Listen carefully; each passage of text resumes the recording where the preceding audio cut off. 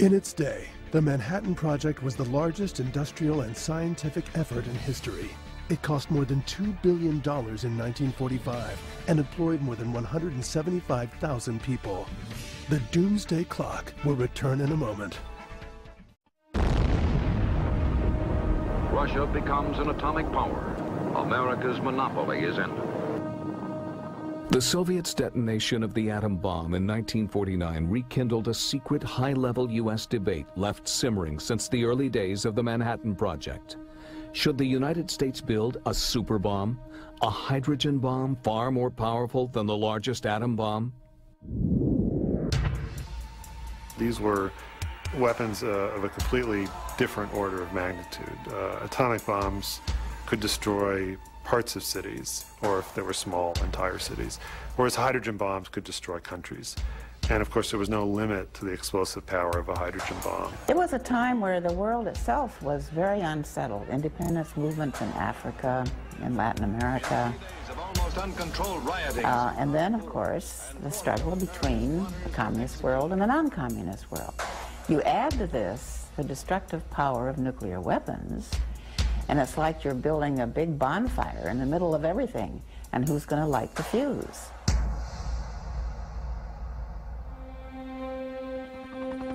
On October 31st, 1952, the United States detonated its first super bomb, a thermonuclear device with a human name, Mike. But in fact, it was a people killer with a yield nearly 1,000 times greater than the bomb dropped on Hiroshima. 3, 2, 1.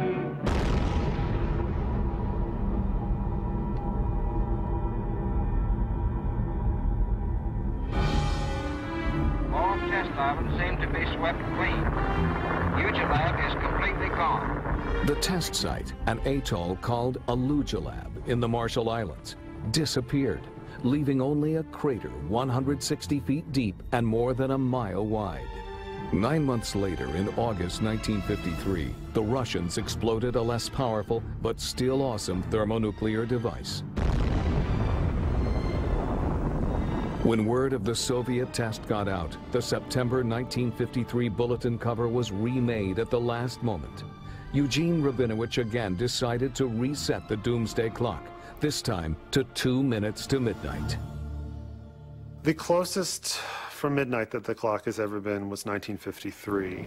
This is life and death stuff. The power of both countries to utterly annihilate each other and take the rest of the world with them was quickly becoming a reality. The bulletin editors weren't saying we're going to have a nuclear war right tomorrow because of this, but they were saying we'd crossed a threshold. We were truly participating in a nuclear arms race that didn't have any finish line. The latest bulletin cover garnered great attention for the Doomsday Clock, transforming it into one of the best-known symbols of the nuclear age. In the beginning, it was kind of called the Chicago Clock, you know, the Chicago Bulletin. No one thought of it as a national institution. And when things became very serious, like when the H-bomb came about, I think the clock suddenly emerged as a national institution. It's just something that people, I think, intuitively understand. We may not understand exactly the symbolism of 7 minutes versus 5 or 3, but you can see it marching further away from or closer to midnight and understand what that means. Rabinowitz did not move the clock's minute hand again until a new threat in another part of the world reached the flashpoint.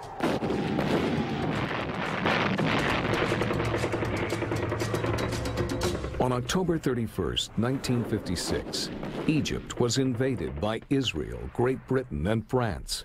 They wanted to oust Egyptian leader Colonel Gamal Abdel Nasser, who in July had nationalized the British and French-owned Suez Canal. President Dwight Eisenhower faced a dilemma. If the United States supported its 3 allies, Nasser might turn to the Soviet Union for help. President Eisenhower backed the United Nations and forced the British and the French and Israelis to back off.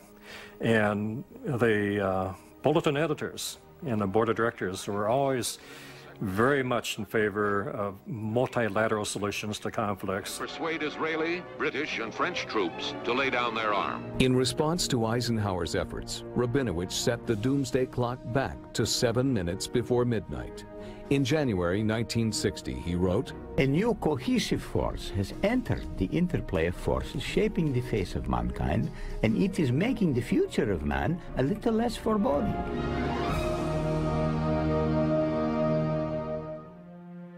Then, in October 1962, a confrontation between Washington and Moscow over the presence of Soviet missiles in Cuba brought the world to the brink of nuclear war.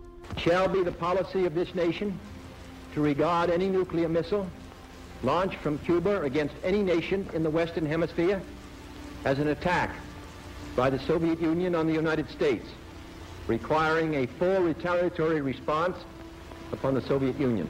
On Saturday afternoon, October 27, 1962, at 4 p.m., I remember it as over yesterday, the Joint Chiefs of Staff recommended we launch the planned attack, or the contingency attack, against Cuba. The first day's air attack was planned at 1,080 sorties. That's larger than any single day's attack on Kosovo.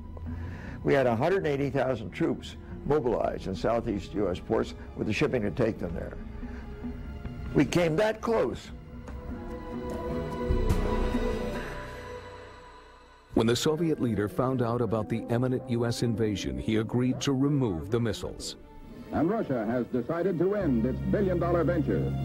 The missiles go home. There were 170 nuclear warheads on the soil of Cuba. If our invasion force had attempted to land on Cuba, there's absolutely no question in my mind but what the Soviets would have used the tactical nuclear weapons. The Cuban Missile Crisis strangely failed to produce so much as a tick on the Doomsday Clock.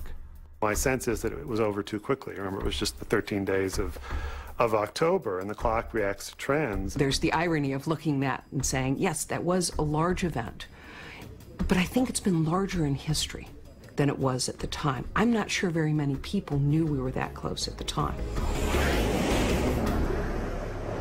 Having peered into the nuclear abyss, U.S. and Soviet leaders put more emphasis on diplomacy. Each side talked about a test ban treaty of some kind, hopefully one that would ban tests in the atmosphere and underground tests as well. But we were concerned that we would not be able to know when they were carrying out underground tests. So we gave up, sadly from my point of view, we gave up the negotiations on unlimited test ban, and we put through, just barely by the way, a limited test ban. The President hails the agreement with Russia with a note of caution. In 1963, the two countries signed the Partial Test Ban Treaty, eliminating all but underground nuclear tests. The clock did react when the Partial Test Ban Treaty was signed, and that was negotiated as a direct consequence of the enormous fear that everybody felt out of the Cuban Missile Crisis. So the clock did react. It just reacted later to an event that was connected to the crisis. The Doomsday Clock rewound again in 1963, 12 minutes to midnight. But the optimism was short-lived.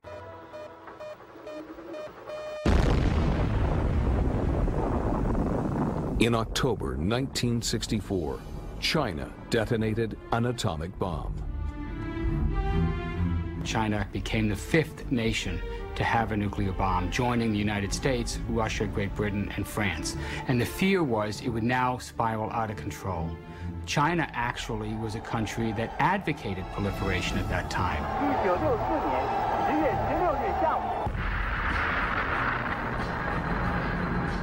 A global arms buildup and increased nationalism ultimately led to war, the U.S. in Vietnam in 1964.